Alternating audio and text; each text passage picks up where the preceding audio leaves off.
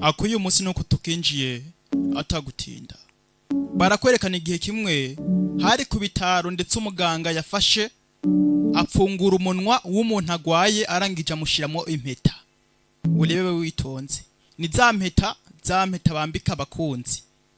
Muganga arayifasha arangije ayishira mu kanwa kundi umuntu agwaye, arangije hamagara undi umukobwa nyene bakorana, amubwira ati genda urebe iryinyo rigira 17 urebe mu byukuri ikibazo rifite. Yahamagaye undi muganga asanzwe akura ibintu by'amenyo, yaraje arebe mu kanwa k'umuntu agwaye, kandi mwibuke neza kurya musore aje arangije afungura umunwa w'uno mugabo amushiramo impeta, bisa nkaha ashaka guporopoza uno mukobwa. Urebe witonze.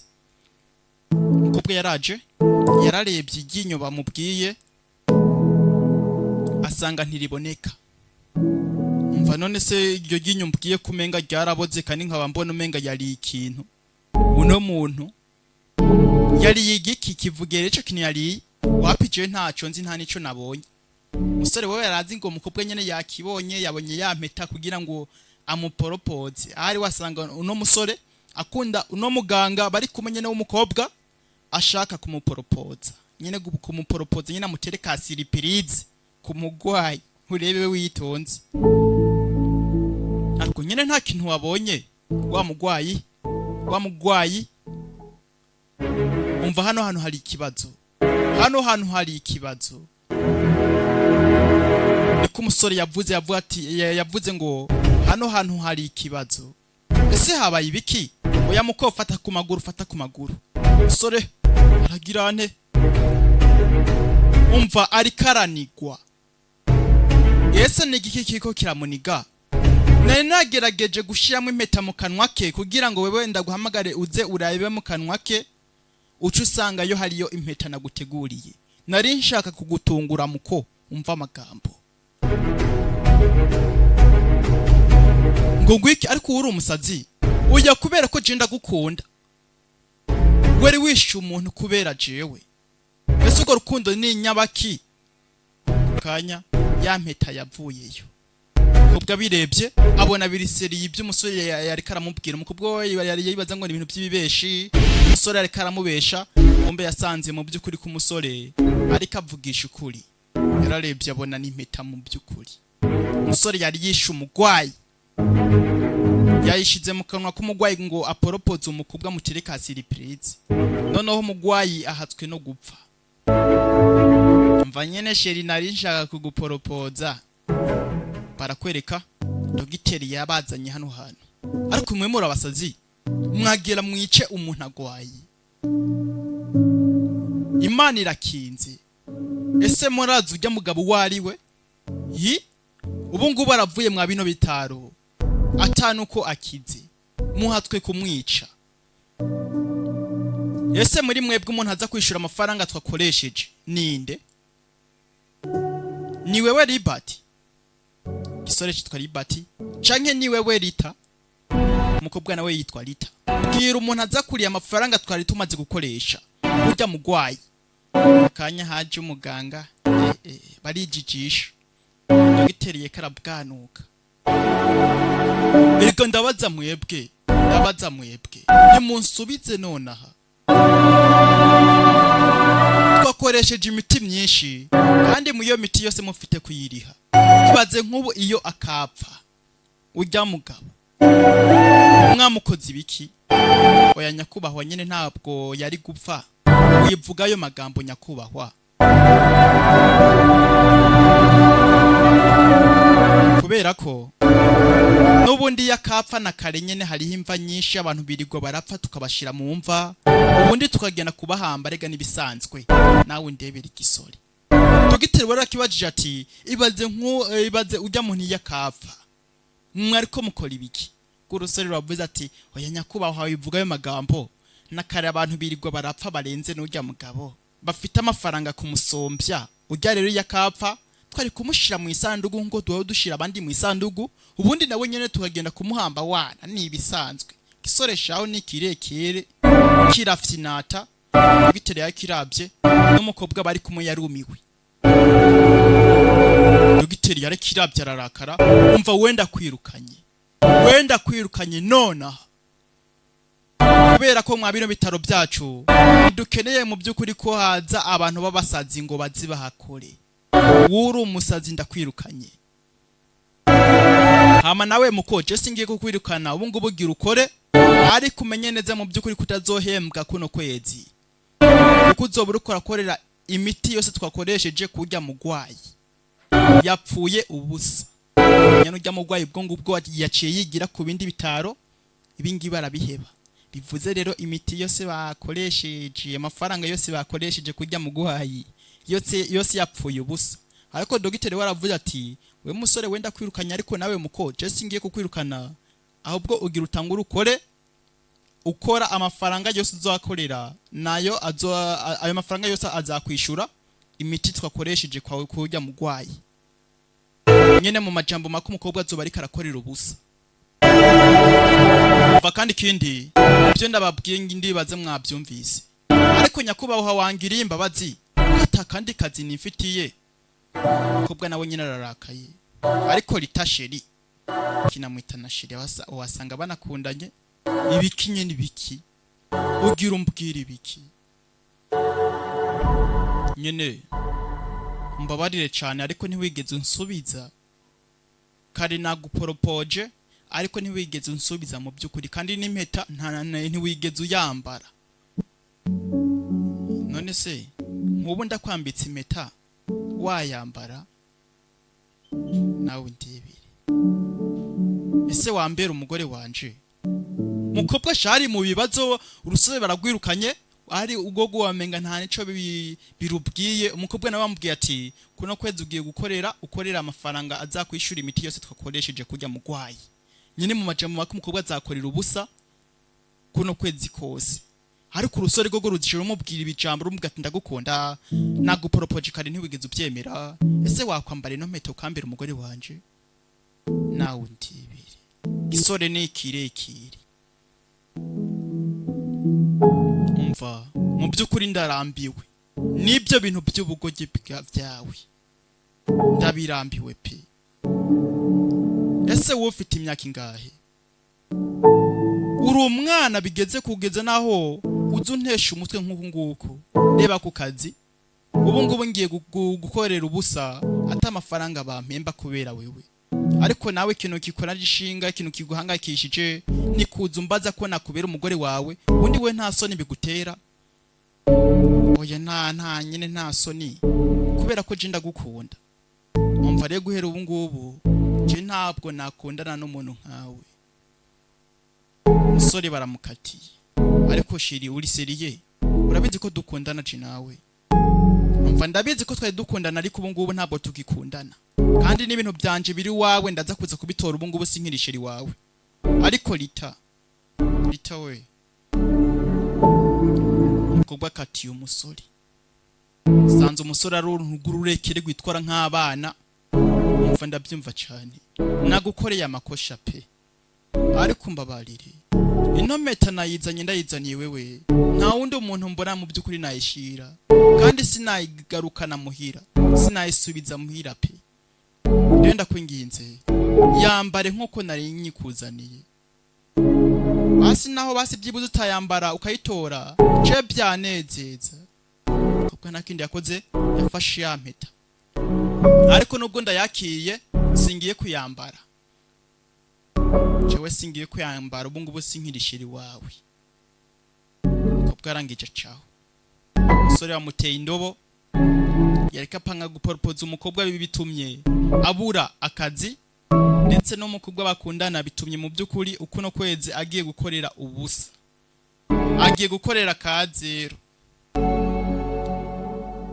nongera mvuga ati akuye umunsi no kungubu tukinjiye atagutinda umukobwa yaraje aza aho birundi umusaza avuga ati papa nari nkukomboye oya rita mwana wanje kumbe ni papa w'umukobwa oya papa nari nkukomboye rega mfite kugusuhuza hama papa mbwira impamvu wampamagaye rero hano hantu ndakine kumenya impamvu wampamagaye hano hantu rero papa kubera ko utampamagaye muhira ubundi duhurire muhira oya mwana wanje mpamvu duhuriye aha ngaha hari undi umuntu yarashaka kumuhura rero yambwiye nze ngaha nuriya yicaye inyuma yawe umukobwa yararebye uwo muntu yararebye asanze ari wa musore rwa rusore shagura urekere rufite inata mva mwiriwe Rita umusore yahindutse no kuvuga ubu ngubu asigaye avuga atuje n'umukobwa yarumiwe uko yaramuzi siko amusanze ati mwiriwe Rita mva rero mwana wanje uno musore naje ku kibuga c'indege arangije aza kuntora ambwira ngo murazinanye je ntavyo narinziriye ko muzaniranye ici ambwira ngo nze mwakano ka restaurant kugira ngo jewe ce ndaguhamagara hamuzi kuko je namubajije ati kukiwe utomwihamagarira acambwira wewe kutokwemera arinza guhamagara wewe kutokwemera ngo mpaka abari jewe ndaguhamagara mwana wanje umva mbwira ese uwo musore mwapfuye ibiki umva rero papa uwo musore je twatumaranye imisi dukundanye ariko ubu ngubu byarangiye niyo mpamvu rero twarakaraniye narakaye kandi namurakariye biratangaje cyane kandi kindi papa mu byukuri no musore yaciye kuri wewe ngoze umpamagare kugira ngo ansabe imbabazi agoma ko dusubirana kandi jewe mu byukuri singomba kuno musore ko dusubirana umva amagambo y'umukobwa yanse ko basubirana n'uno musore umva rero nimba ugoma ko dusubirana jewe ntabwo nasubirana nawe ibingibi byose uko urapanga byose ni impfabusa uyu mwana wanje wibwira uwo muntu ayo magambo subona ko ari umuntu yiyubashe mwana wanje umukobwa arumigo umukobwa wo wazi umusore nyene kare uruntu rw'ururekere ruraho umva no musore twaganiye igihe yaza kuntora kuri airport ku kibuga c'indege twaganiriye mu byukuri numva ko umusore afite icubahiro kandi yiyubashe cyane rero nta mpamvu yo kumubwira ayo magambo mu byukuri wari ufite kumwubaha ndamwubaha jewe uwo musore ni ikiguge papa umva amagambo yakaba basi byibuzi papa uzi ibyo yakoze uyu munsi niho wacubona mu byukuri kuno musore atiyubashe umva amagambo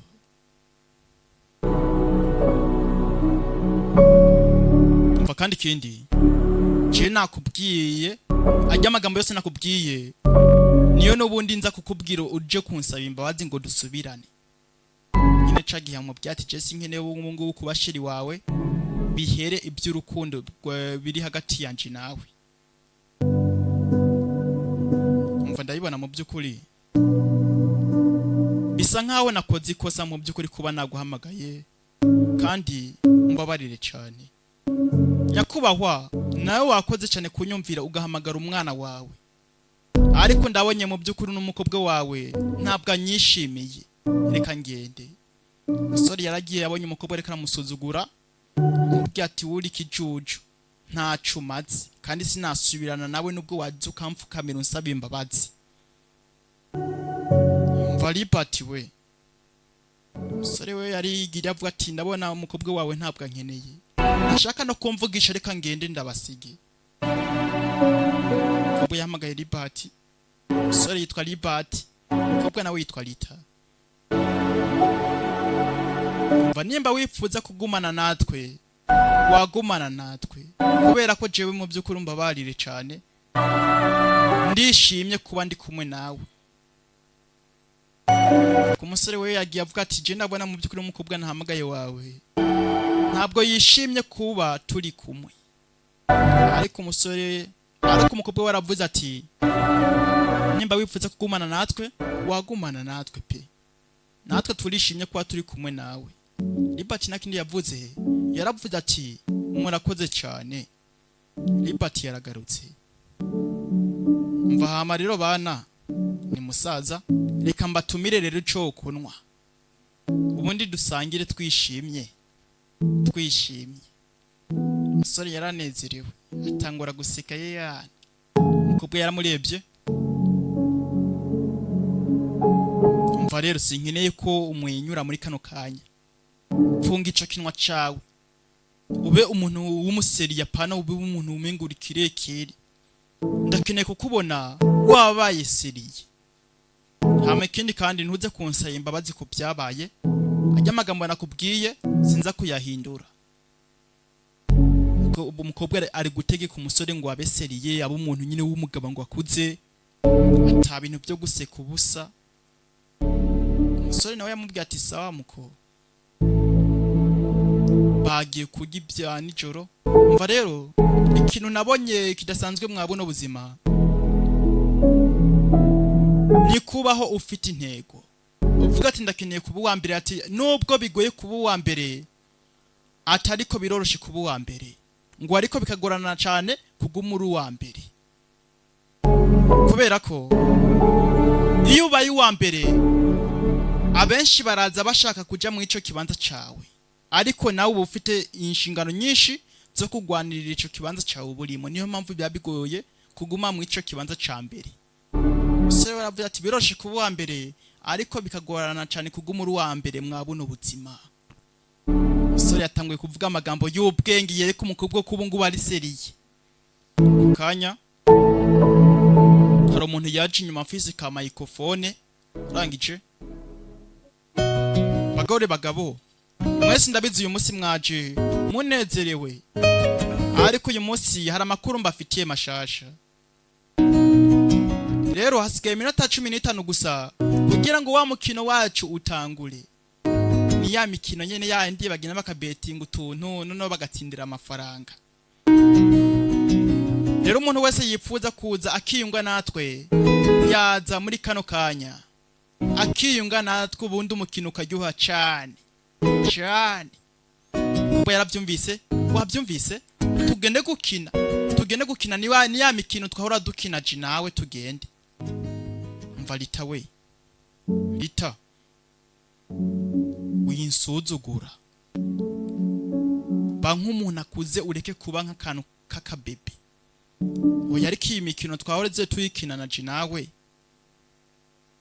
musore yarakaye ubu ngubu yabaye umuntu wa seriye sasa umukobwa urebe niwe yavuze ngo musore ufite kuba umuntu w'umugabo ukaba seriye apana kuzura vuga ubwanu kutujambo twato na hato none umukobwa atangwe kuvuga utujambo twandato na hato ariko umusore yaramubwiye ati mva muko byakabaye byiza ubaye umuntu w'umukuru apana kuzura ambwira ayo magambo cengende gukina ibintu by'amace none se hari ikibazo ko twahoze tuyikinana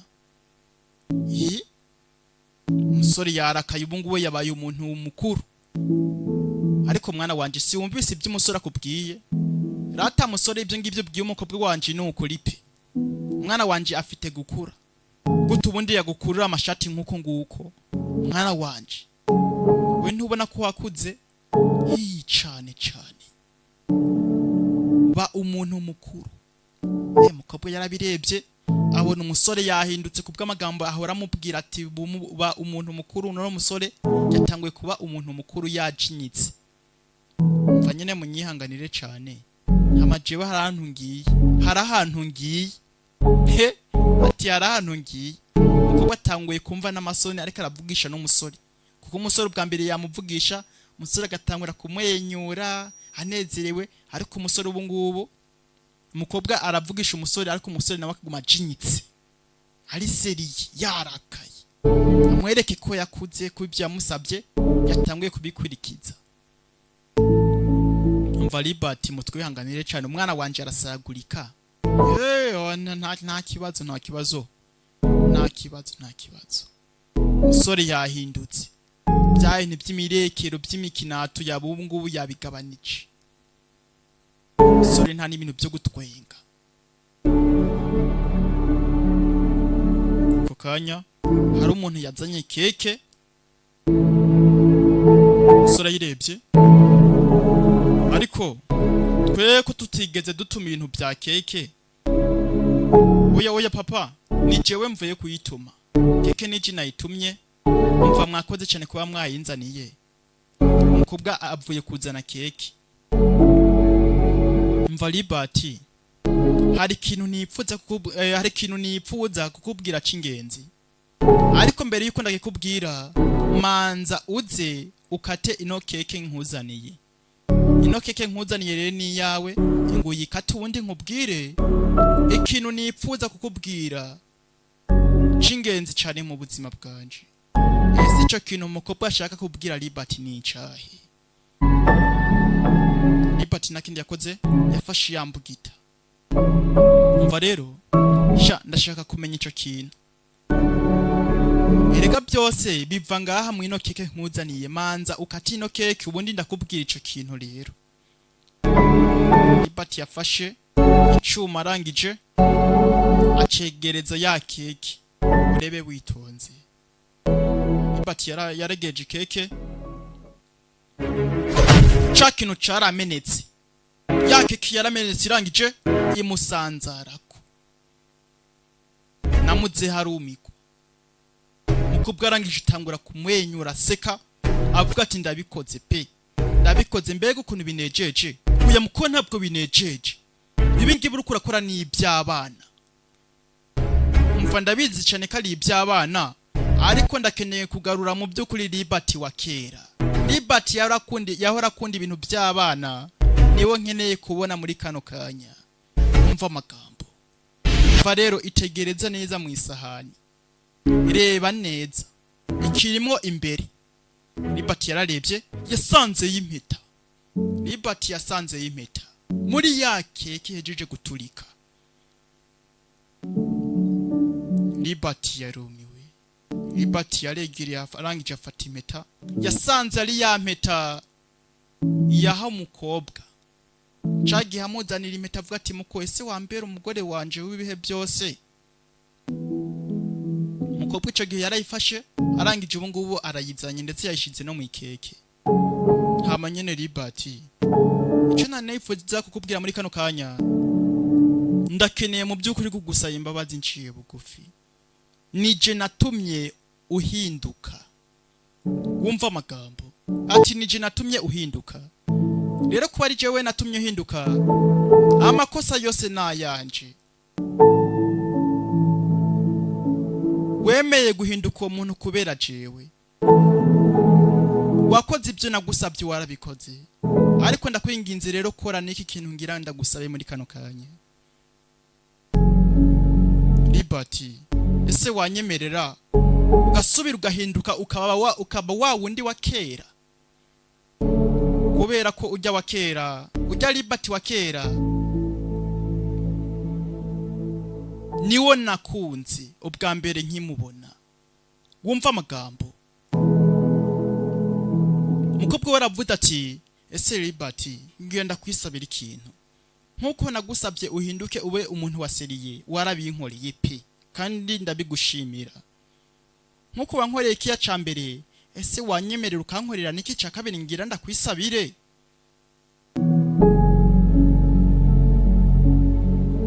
Ico nipfuza kugusaba muri kano kanya, ese wanyemerera ugahinduka Liberty wa kera narinzi, usekeje utari seriye?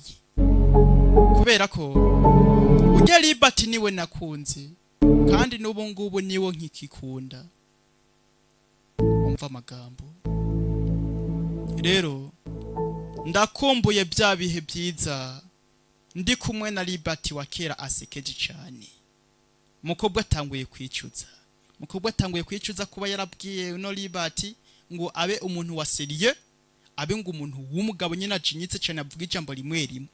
Noneho Liberty nawe yabikoze atangura kuvuga ijambo rimwe rimwe. Mukobwa abona mu by'ukuri ubu ngubu Liberty yahindutse ntanamwishimiye.